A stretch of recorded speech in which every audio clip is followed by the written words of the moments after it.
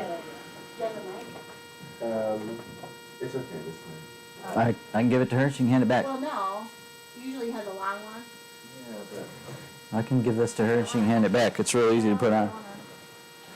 Cause a commotion.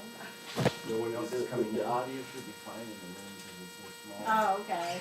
So we're not gonna worry about it then? That's what I'm saying, it should be fine. Okay. You want to borrow this anyway, just to make sure? Well, I mean, No, she doesn't, we Yeah. have to just hold the thing. Yeah, it's it's fine. okay. Yeah. okay. It's fine. Thank you for that, though. Alright. Alright. Thank you everybody for coming today. My name is Melissa Brower and I'm with Ladybug Connections and I organize, facilitate, and promote Country Life's health classes. So I'm excited to be here. I'm glad that all of you came as well. Before we get started, just a few housekeeping things. If anyone wants some tea, we have tea over there, hot water for tea, and then we have restrooms out here. So we're going to start have our presentation. Jeremiah Holmes is going to be speaking here shortly. But we're going to have a little break around 3 o'clock. So if you need more tea or you want to go to the bathroom. And then we're going to have a tour of Country Life. So Megan's going to take us on a tour. And then after that, we're going to come back. And then from 3 to 4, we're going to see some budget-friendly recipes. So that's going to be really cool. So we're just going to go ahead and get started. So Isaac's going to come up and just briefly talk about Country Life and have an opening prayer, and then we're going to get started. And we may have more people coming in, so we'll see how it goes. Hey. There's a little bit of a buzzing sound, but Wow. hopefully online it won't be too big of a issue. Yeah, I think of the charging from the power or something, but I've moved it, so hopefully it's taken care of. But anyway, welcome, thank you guys for coming. Some of you guys who have been here many times before, and you guys online who are watching. But yeah, I'm excited as well. Thank you, Jeremiah, for also being willing to share your knowledge and your experience with us. But yeah, Country Life, we've been around since 1960. It's a food business that started out as a bakery, and now we have all these ingredients people like to buy in bulk, whether it's seeds, nuts, dried fruits. And one of the great things here is that we partner with we partner with farmers, all over America. So it's farmers who grow beans here in Michigan to farmers who grow wheat out in Montana. And they ship us products from all over, and then our team breaks it down into smaller sizes, and we make different products out of those ingredients. So we make our own bean mixes, our own spices, and different things like that. And so it's amazing to be able to connect with so many industries and to be a part of industries, because there's bakeries and health food stores and restaurants that actually use us as their supplier for their ingredients. And so it's just a whole mix of the health food process. And so today we get to learn about how to do it in a financially safe way, right? In a way that's not going to stretch your budget. So let's have a prayer, and then I'll turn the floor over to Jeremiah. Heavenly Father, we thank you so much for the life you've given us. Thank you for health. Thank you for even the weather that we have across America. It's been so cold with all the snow, yet we're here safely. And so thank you for your angels that protect us and give us wisdom. And I just want to ask now that you bless our time, that you bless Jeremiah as he speaks, that everyone that listens to this, whether they're here in person or whether they're live watching online or whether they'll watch a recording in the future, that they'll really be blessed by the information that they hear, and that moving forward from 2026 onward, we'll know how to handle being more financially wise with our budgets. We ask this blessing in Jesus' name. Amen. Amen. Cool. Well, welcome everybody. Thanks for coming. I know everybody's here because they want to learn a little bit more about budgeting and having better financial health. That's the whole point of this class. And so for those of you who are online, whether you're live or watching the recording, those of us here have a pamphlet with a number of different pages. If you're live, they're not currently available to you. I apologize for that. I will try to cater my speaking so that you can take some notes. So grab paper and pencil right now. For those of you that are here physically that have these papers in front of you, I wanted to, I'll reference the pages here in a moment. The first thing I wanted to, let me introduce myself, Jeremiah Holmes. Thank you for joining. I want you to make a note of countrylifefoods.com. because that's where you can find a catalog, you can find all of the products that this facility who's throwing on this event and providing these services to you today, that's how they make money and provide good services for you. We'll talk a little bit about that and some of their products later on. Back to the budgeting part of things. I want to ask you guys, what do you think about budgeting? When you hear the word budgeting, what are your feelings? Those of you online, jot down a few words. Here, if you want to jot down a few words. There's lots of emotions that can come along with the word budgeting. Usually, what most people would think is they either feel something about control or lack of control, or somebody else is in control, so I don't want to have a budget. Okay, so what we're going to learn here today about budgeting is that you are the one who's in control. You are the one who decides where your money goes and when it goes, and that's what budgeting is all about. Some of you already know things about budgeting, and so when I'm speaking here today, I'm going to talk about some ideas, and you're going to get the confirmation that you're already doing things pretty well. That's excellent. Keep up the good work. Some of you are hearing some of these things for the first time, maybe brand new to you. And some of you are probably just going to get a few ideas on what you might like to incorporate and do differently than what you've been doing. So the whole point of this talk is for financial health and so that you can improve what you have. I think we have somebody coming in. Come on in. Come on in and have a seat. Hello. Just have a seat wherever there's a catalog. Another thing that we can do is portal.countrylifefoods.com. That's portal.countrylifefoods.com. You can sign up for an account there, and that's where the recordings are going to be from this talk today. And when you find this talk that's been recorded, you'll be able to download the documents from there that we're going to talk about and use here today in this class. Okay. Would anybody like to share some of those feelings that you had when I mentioned the word budgeting? Was I spot on? Okay, got some head nods there. All right, great. That's good. So what I had prepared was a bunch of math problems. Sure, this can be a math class. I'm not going to teach you how to do the math, but on this pamphlet, I want you guys in the class to turn to page 2. Okay, and for you guys online, I've got some math problems: adding, subtracting, multiplying, and dividing, and more items. But for now, we'll talk about those math problems and what they are. If you could write down 257.85 plus 673.49, for those of you online, that's an addition math problem.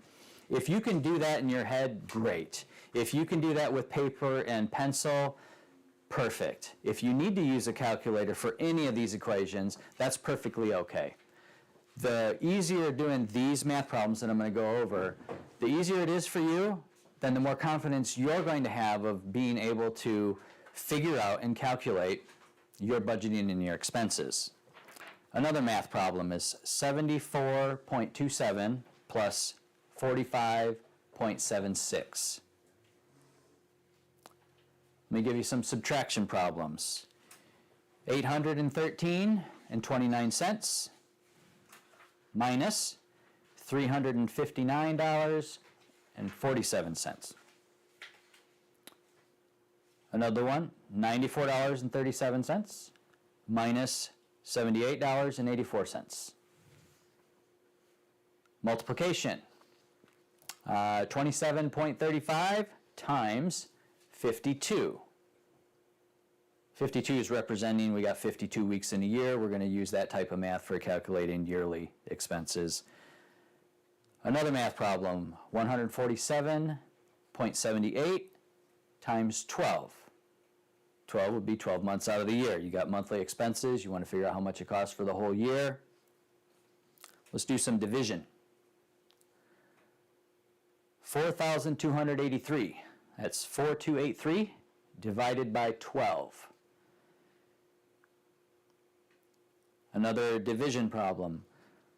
1,167.58. 1167.58 divided by 6. Now, I'll be honest with you. I did this math by hand, paper and pencil myself, and I did get a couple wrong. I found out I did them wrong by using my calculator to show me what the answer was. You can do the same thing, and like I said, the easier this is for you, the more accurate you are, then the higher level of confidence of being able to calculate all types of budgeting and financial challenges. And you can do this on your own time and check your own confidence level. Some other items, decimals. We have to be able to change decimals to change decimals to percentages and change percentages to decimals. If you remember that stuff from school, great. We're on page 2. Otherwise, you may need to get some help to figure out how to do it. So I wrote down 0.12. What is the percent? 0.67. What is that percent?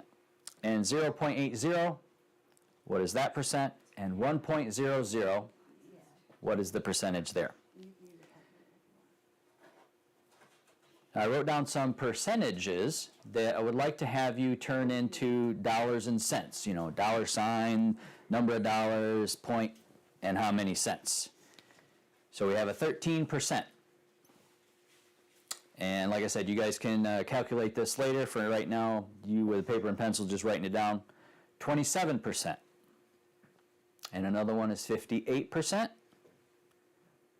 70%, and 90%. So now that we've got our addition, subtraction, multiplication, division, we know how to take decimals, turn them into percentages. We know how to take percentages and turn them into decimals, basically in the format of dollars and cents, so that we can understand that. That's the basic math that you need to be able to do. Like I said, the easier it is for you, the higher level of confidence you can have for calculating your own budgets. I have a question. What is 5% of $100? I know online that'll take you a bit to write down. You may have to come back and watch a recording. What's 5% of $1,000? What's 5% of $10,000? Now, as you can see, when you calculate it, the decimal just moves. It's the same number, but the decimal moves. So to prove that out, what's 10% of $100? What's 10% of $1,000? And what's 10% of $10,000? So now we get a little tricky. This is mostly going to come into play with large debts like mortgages. So what's 12% of $40,000? What's 27% of $12,000? And what's 7% of $250,000? Now, I wrote those questions there because 12% is kind of like the high end of the market if you're going to buy a house or take out a personal loan. That's why $40,000 personal loan, it's something that's real, it's something we're going to work with and have to deal with. So we want to know how much interest we're going to pay when we take out a debt like that. $12,000 loan, that's at 27%, that's credit card interest rate percentages, and you want to know what you're going to pay on that debt when you borrow money from a credit card.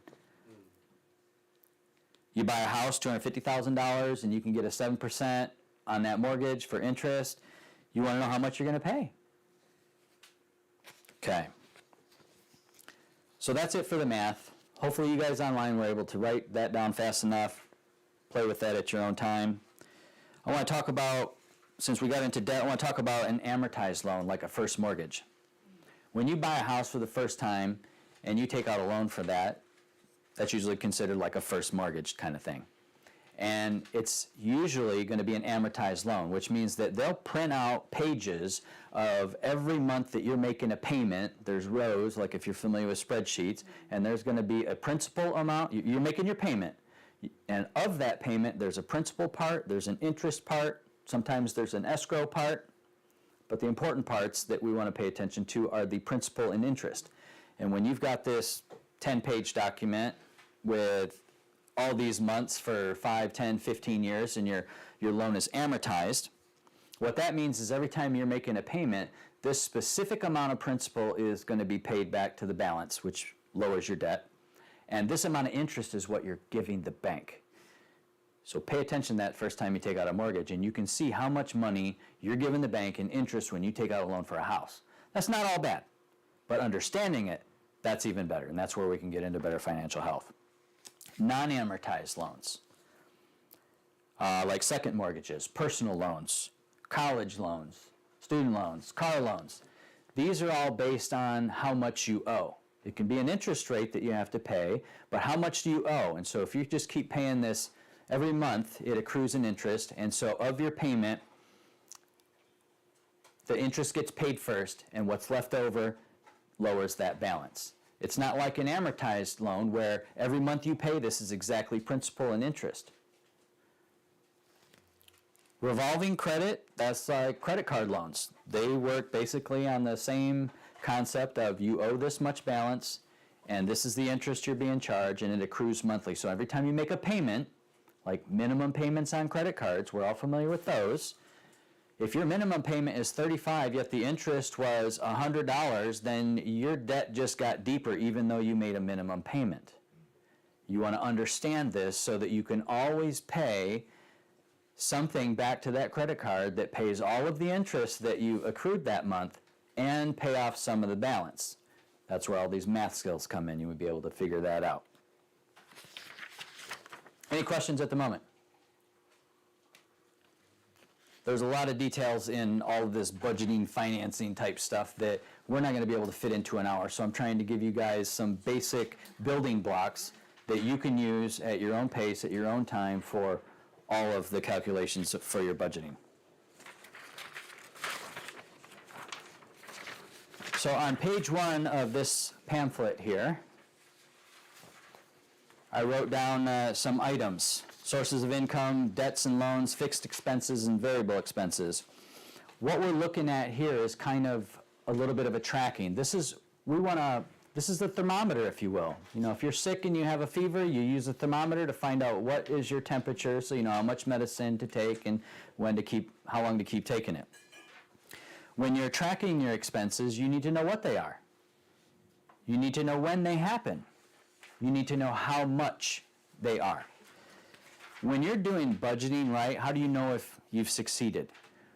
When you're able to know when all the bills are coming in, and you're able to have the money sitting there waiting on the bill, that is a very healthy financial situation. If the bill comes and then you have to figure out where the money's going to come from to pay that bill, your health is not as high as it could be.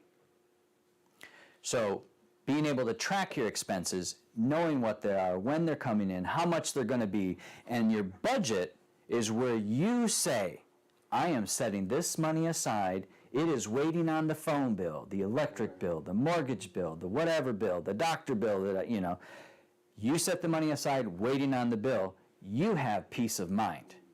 You're no longer stressed about where the money's going to come from because you've already decided that it's sitting right there waiting on the bill. When you're tracking all of your expenses, wherever they come from, your debts and your loans, your fixed expenses, variable expenses, things like that, you get to have a perspective of how much money flows through your household. For example, if we think of cash flow, if we think of it like a river, the money comes in, the money goes out. Okay? Money comes in from how many places? A few, when compared to where money goes out to. So on this page we have sources of income. And I wrote down some things like a job, a garage sale, yard sale, some side business. Somebody gifts you money. For most of us, the consistent income is from the job. Okay? Debts and loans, like mortgage, car loan, credit card debts, personal loans, student loans. We want to know what they are, how much they are, what the interest rate is on them, when the bills are coming in, what's the minimum payment. All of that information we get to put together because now we know when it's going to happen, we know how much it's going to be, and so when we get that money from our job, we get to say, you're going to go over here and wait on that bill, you're going to go over here and wait on that bill, and you're going to go over here and wait on that bill. Okay. Fixed expenses are things like mortgage, the phone, internet, heat, property taxes.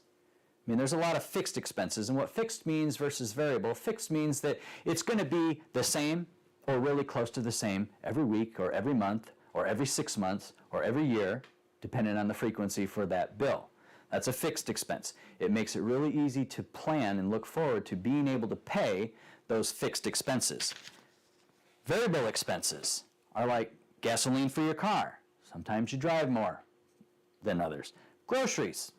Sometimes you need the expensive items, sometimes you need just a few, so it's a variable expense. Household items.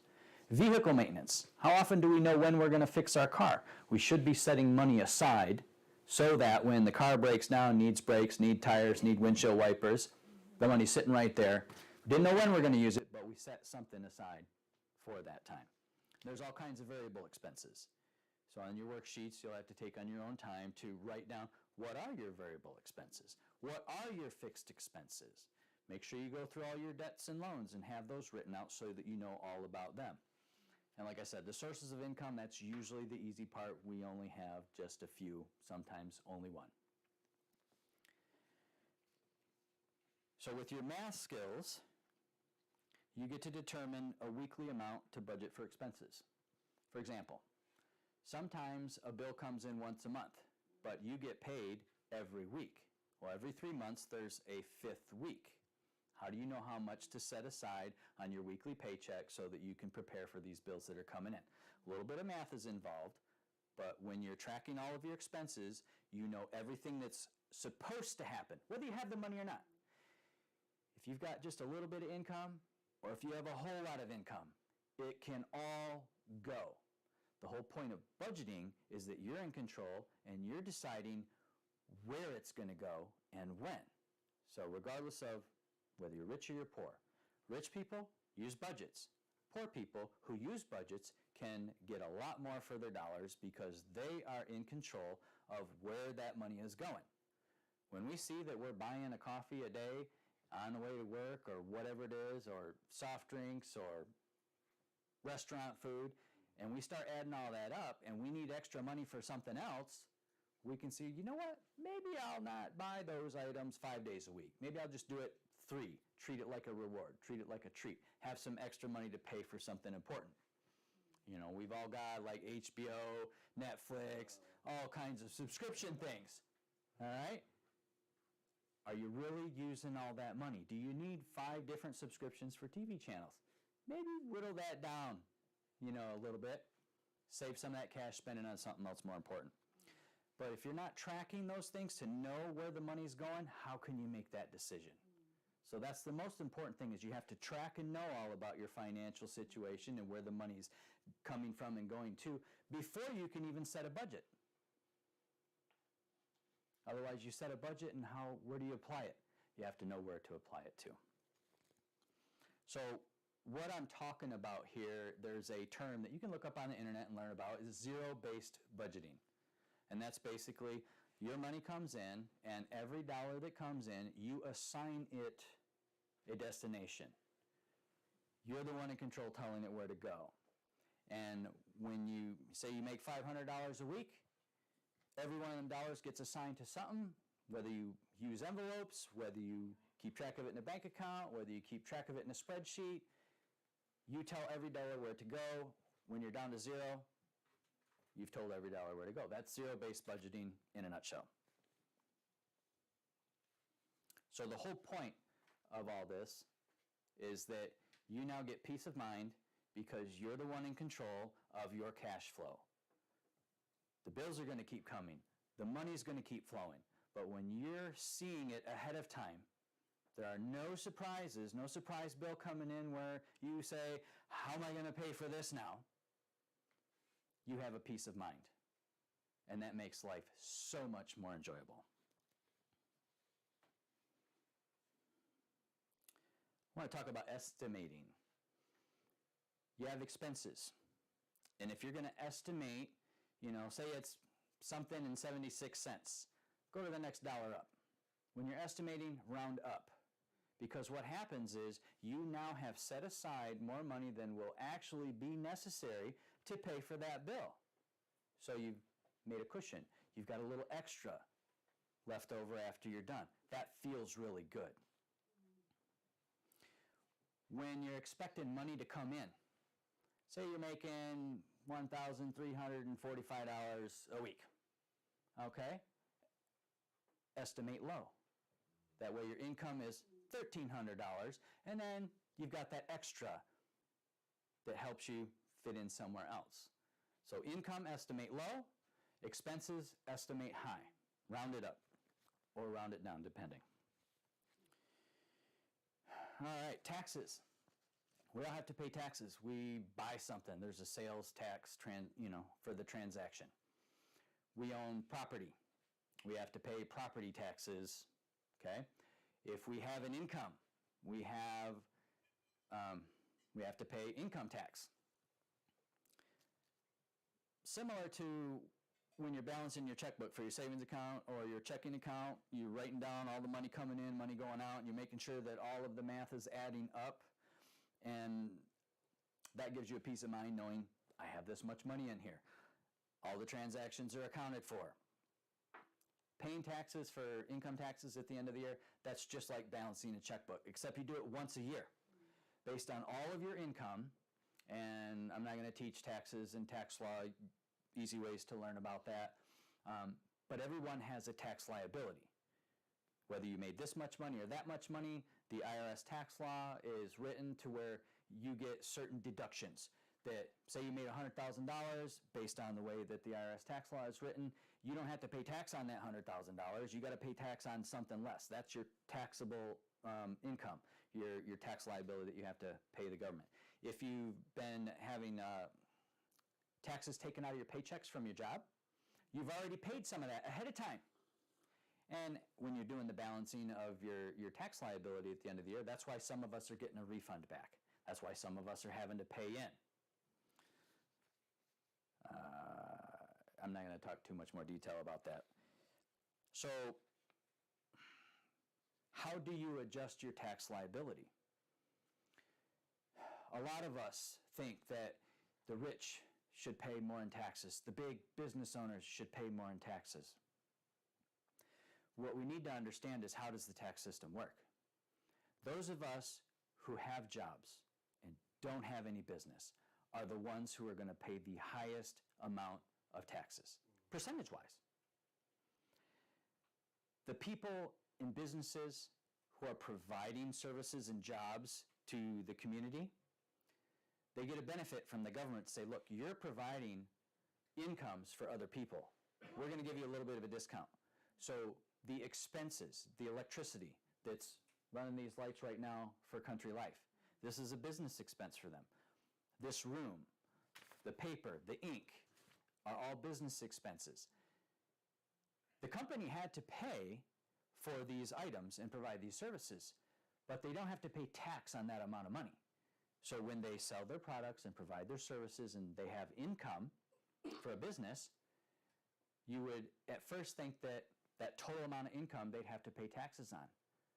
But wait, the IRS tax law says minus this expense, electricity expense, phone expense, postage expense, shipping expense. After all of the business expenses are done, there's only so much of that revenue that came in that is now taxable. Us people who don't have businesses, we have a job. There's nothing to deduct that tax liability. So look into starting your own business. And that's the difference between business owners versus non-business owners. Call it Isaac's raking service. Carry a rake around. When you're driving some miles to go talk to a prospect, somebody who might be a customer, they don't have to buy from you. That's business miles because you went to talk to them about your raking opportunity and service that you provide.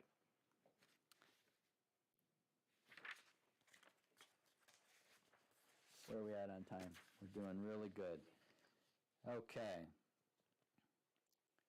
So what I'd like to transition to a moment is Country Life. And when we're having these expenses, we can buy conveniently, I need mayonnaise. I got to run to the store right now and get it. Okay, well, you just spent time, gas, for one item. Okay? If you budget, make a grocery list. Say, I'm not going to the store until there's something I absolutely need, that it can't wait a few days, and you have multiple items on the list. Now you run into town, you're getting multiple items on the list, you're making one trip instead of multiple trips. You've saved yourself time, you've saved yourself gas, just by using a grocery list. We can also think about what Country Life offers. They offer all kinds of products, small packages, medium packages. Can the camera see this one? Mm-hmm. And very large packages, all at different prices. If you go online, you can get a catalog. Those of you who have a catalog here, turn to page 15. We're talking about red lentils. And on page 15, about in the middle, you can see 3 items of red lentils, and you can see the size and the price, the dollars per pound, and the total price. If 1 pound is $6.95, and we're talking about expenses, so we'd round up. We'd say it's $7 for 1 pound. And at 1 pound, you see the price is $6.95. If we look at the next row, we see 5 pounds at $3.99 a pound. Wait, 1 pound was $7, so 5 pounds times $7 ought to be $35, right? Yet the price for a 5-pound bag of lentils is only $20. So it makes sense that if we do a little bit of budgeting, thinking ahead, instead of buying 1 pound to get through 1 month, how about we buy 5 pounds so that we can get through several months? Or how often you're eating red lentils, or anything else for that matter. So let's look at the 25 pound. That's $3.20 per pound. So 25 times 7. Well, times 4 is 100, times 3 is 75. So $175 for 25 pounds of red lentils, right? No, that's not what the catalog says. The catalog says $80. So you get an even bigger amount, and you save a whole lot of money. So financial health, looking ahead, planning, putting together a budget, and you can save a whole lot of money instead of spending it because you thought ahead. So Country Life has all kinds of products, and they do the same thing. You buy the 1 pound at your convenience. You can buy multiple pounds, larger packages, get bigger discounts, and they have a very nice processing and manufacturing plant where they get in bulk products and then they reduce them to these different size packages for your convenience. You can give a call to schedule a tour, and they'll be happy to show you their facilities of how they process things, how they maintain the quality of their product. And for those of you here today, I think when we're done with this training, there'll be a tour that we can go on and see some of those facilities. Now, I went through all of the details on this math and budgeting, and we were able to fit that in less than an hour. I know that some of that might have been a little overwhelming, but if you were able to grasp it, great. For those of you online, come back and rewatch the video when it's posted, and you can have your own worksheets to fill out and process. Does anybody have any question about anything that I can explain clearer or dig deeper into? Or something financial related that I didn't even talk about?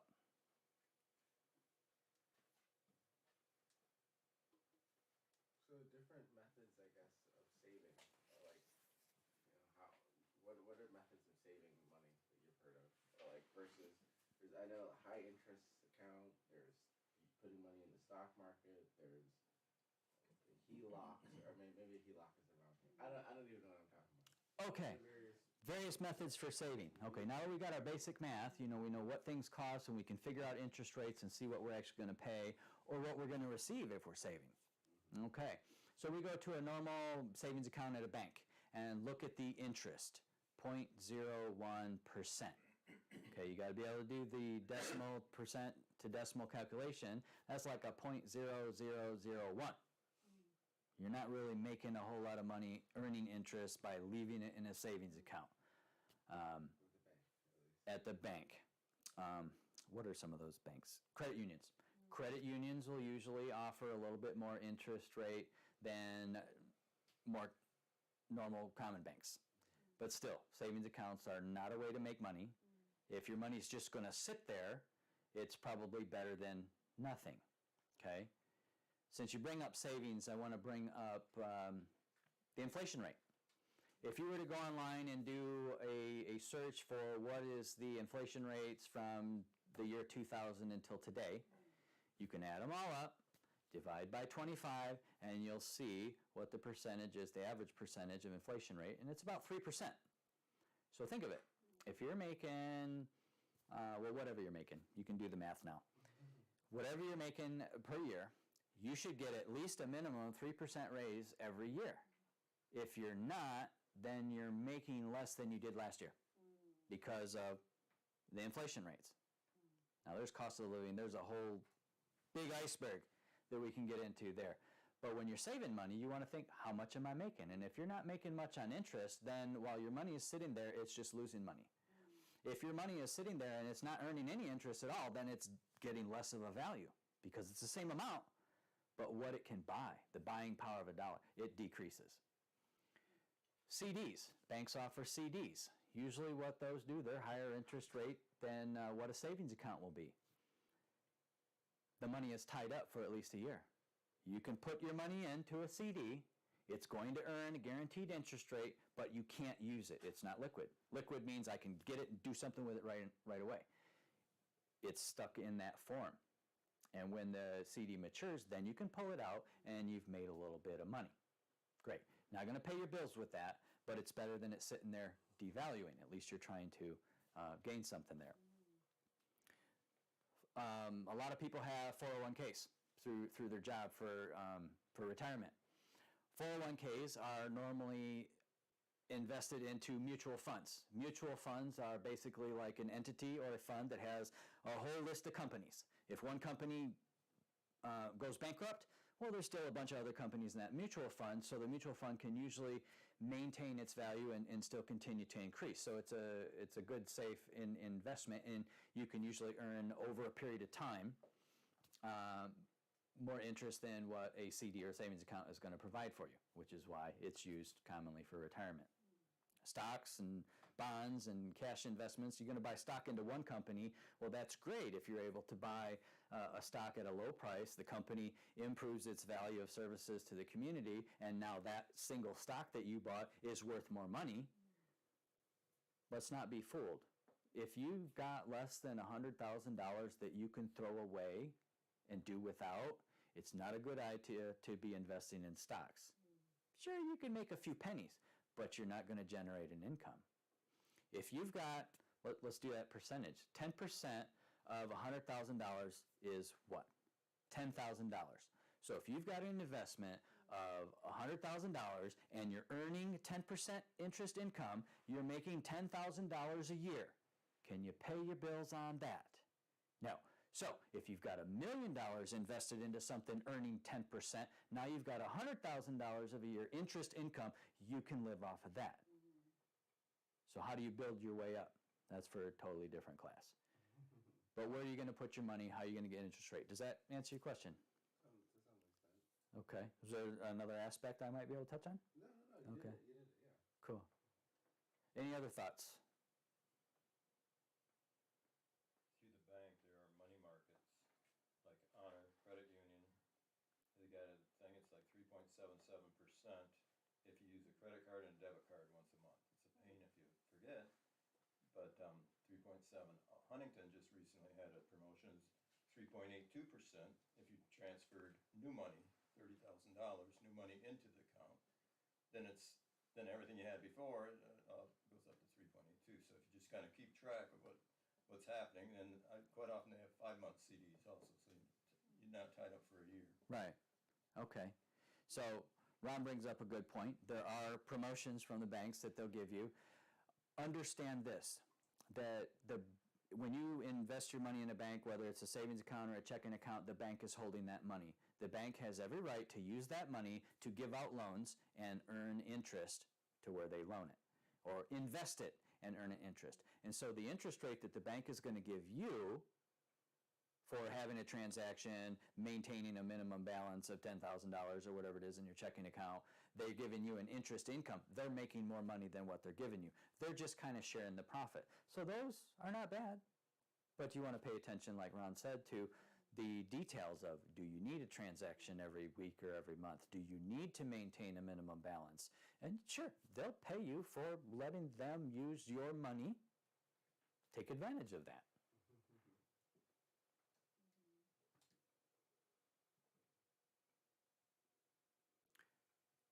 So normally when I'm working on budgeting with somebody, we cover all of these details, and then we start to work usually one-on-one. And what I say is to look at your bank statements, your credit card statements, go back 3 months, find out where all your money went, and build out your tracking method, whether you're writing it down paper and pencil, whether you're using a computer with a spreadsheet. I want to give kudos to Dale Gibbons. And I don't make any money from saying this about this guy's book, but he benefited me, and because of what I've learned, he is now sharing what his services that he provided with you. You get to benefit.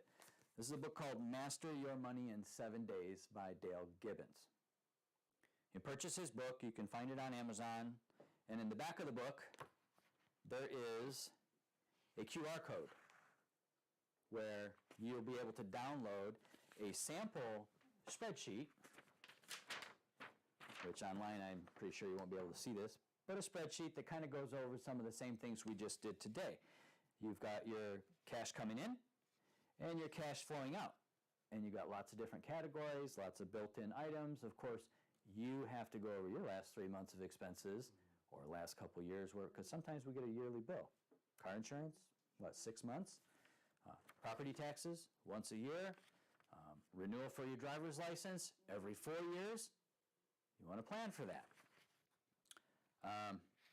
It automatically calculates how much cash you have available, calculates how much you're spending, and at the end of the year, you can see how much you spent in each one of these categories. So tracking is one thing, because that's knowing where the cash flows. Then you can layer on top of it your rules for budgeting, doing zero-based budget.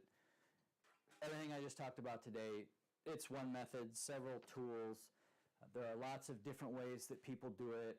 I'm not going to say any one is right or wrong. You figure out what works for you, and when you've got that cash flow control under your control, then budgeting is not a bad word, and you get the peace of mind from that. Did I miss anything? Sounds good. Okay. Thank you so much for joining. I'm glad you could come back and watch the recording. Thank you all for attending. I hope that this was beneficial to each one of you. Thank you. So we're going to have just like a